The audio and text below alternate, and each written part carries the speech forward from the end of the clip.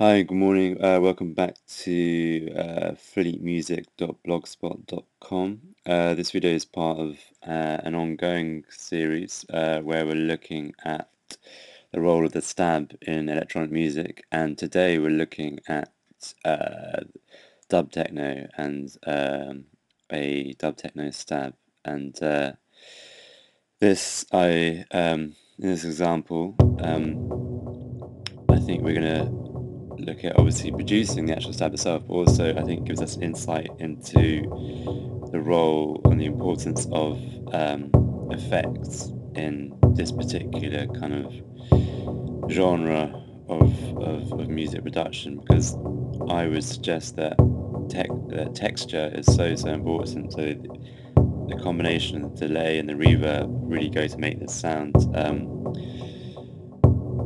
Because kind of without the reverb and the delay, it's not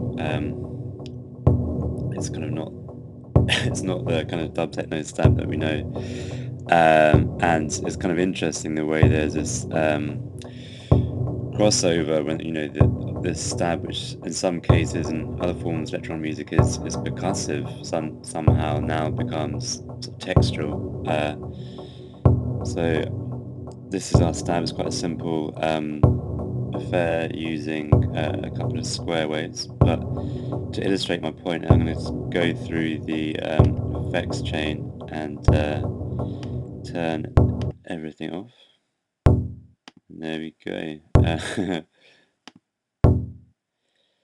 So it's pretty simple. I mean, and immediately as soon as you get that reverb back on,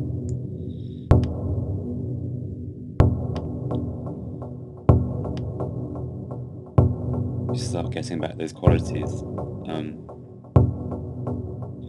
The actual chord we're playing is a set E minor chord.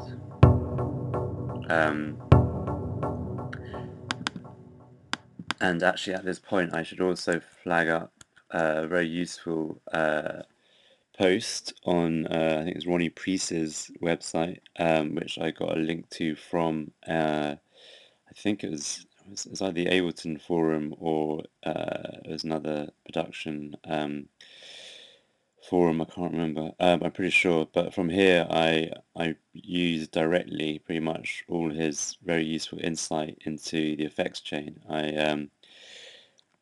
In my example, I've used Operator and done a few things, but essentially his advice on the effects chain is excellent, and I would really commend him for actually getting some really nice or setting up his reverb really well. And I think the thing to point out here is the fact that in the quality drop down high is has been selected, and that does make a huge effect in this context,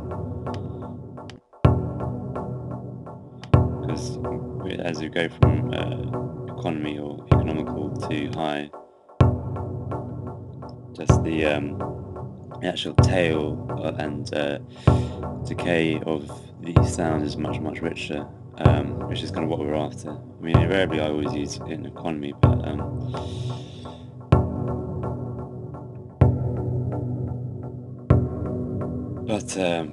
for that kind of drama and that kind of rich texture we're looking for in this sound, it's definitely, you want to have it on the more CPU intensive settings, and also the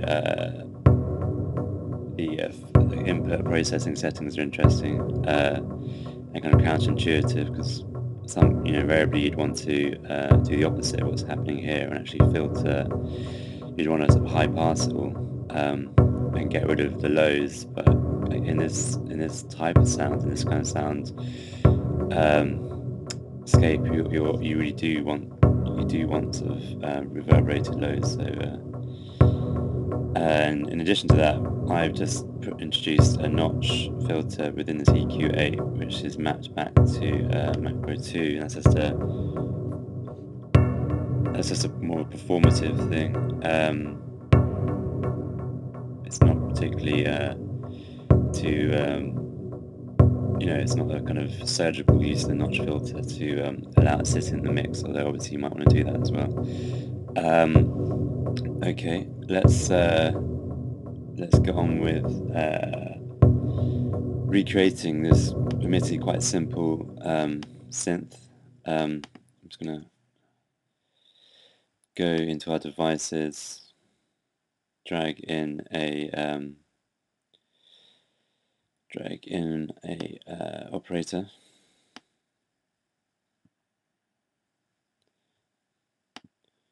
Check that what we've got here. Yeah. So we're going to start off as per usual just by dialing. Actually, we're going to select the correct algorithm. So we're going to go for this one. Turn off oscillators C and D, and we're going to dial in typical settings. We're just going to bring down the sustain right away, and we'll probably change that later in the piece. Oscillator A, we're going to actually change the core setting up to 2, and select a square 6. Then we're going to bring up the level of, let's bring that level down, because we're going to want this to play a kind of secondary role in the overall sound. We're then going to bring up the level of oscillator B right up to 0. We're going to select, I think, the same square 6 wave. Feel free to change the choice of waveform and see what fits for you. And these are only kind of release parameters, I would suggest. Then now we've got our kind of typical envelopes in place for both of our oscillators. We're then going to engage the filter. We're going to go for the low SVF, the state variable filter, which has kind of nice qualities when you've dialed in a fairly high resonance, or you're affecting the resonance. We're also going to dial in a bit of envelope, let's say about 30 odd. Bring down the cutoff.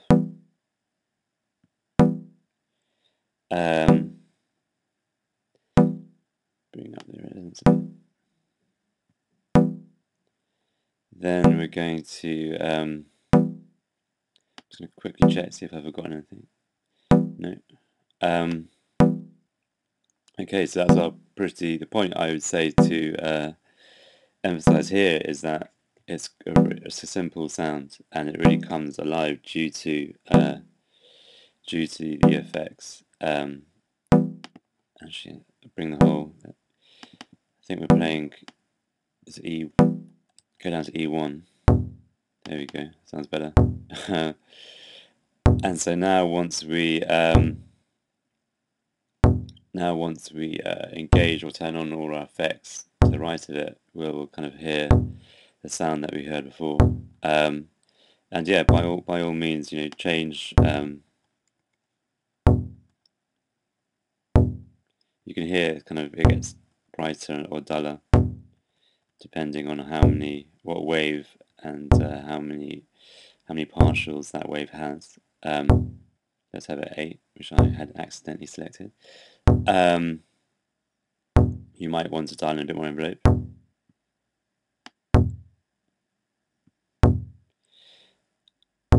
You could also, at this time, it might be a nice idea to introduce a bit of drive into things.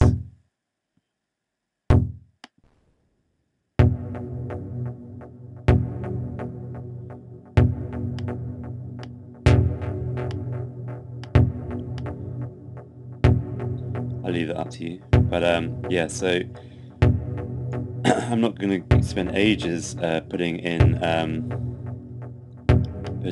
all the going through and recreating the effects, because as I said, they're very well documented on Ronnie Priest's website, which I showed you earlier in the video. But what I have here, first of all, this is my own little thing which I tend to do. I just have EQ3 just cutting off all the lows, so anything below 100 doesn't come through, or at least it's attenuated. I then have am I on the right thing? Sorry, wrong thing. Yeah, so the first thing in the train is just the chorus. I think it's a basic chorus setting, and as far as I remember, and I just brought back the dry wet, so you can see it gets a bit phasey if we have it at too high a value for that. Here's our essentially high passing of the sound. Here's our EQ8. You know, it would be a good opportunity to play around with some EQing. You will get some interesting effects, especially when you start using notch filters or boosting certain parts of the frequency spectrum. Here's our all-important delay, or in this case a ping-pong delay with on a third 16th note pattern, medium feedback, medium dry wet.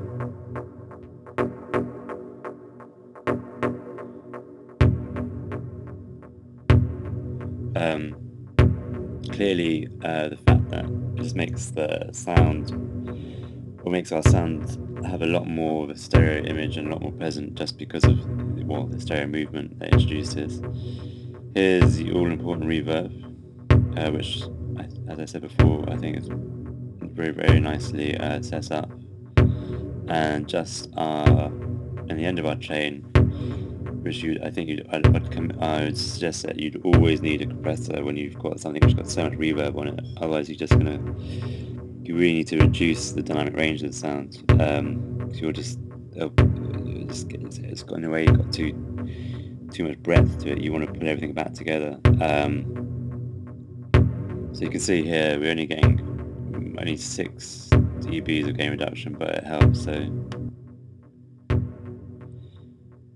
before everything's kind of a bit washed out and the reverb's kind of diluting everything, and so we need to bring back the attack of that stab, or the sense of attack in that stab sound. So you know, you might desire a short release, but you know, here we are using, there's a twofold rationale to using a compressor here. One is kind of strictly speaking, kind of technical, I guess, where we are seeking to reduce the dynamic range and get the overall level up, but also we are using it as a creative effect, because you will hear as you modulate the attack and release parameters that you will hear the sound changing quite significantly, and it's up to you to decide which one you see is preferable. The last point I'm going to make is, you know, try different chords. So G minor.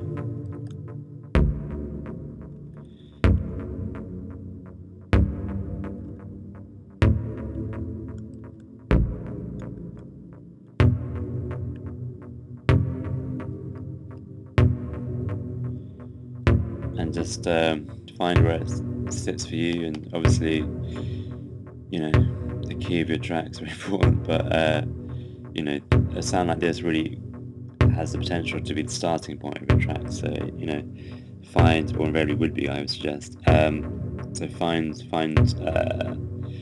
where it sits well, and work from that point. Also, I'd say the final point is that a sound like this, there's plenty of scope for doing what I like to do, hitting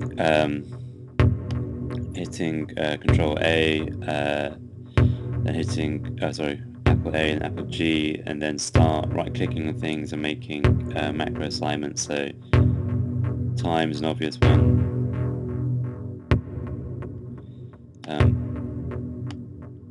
The level of some of these oscillators.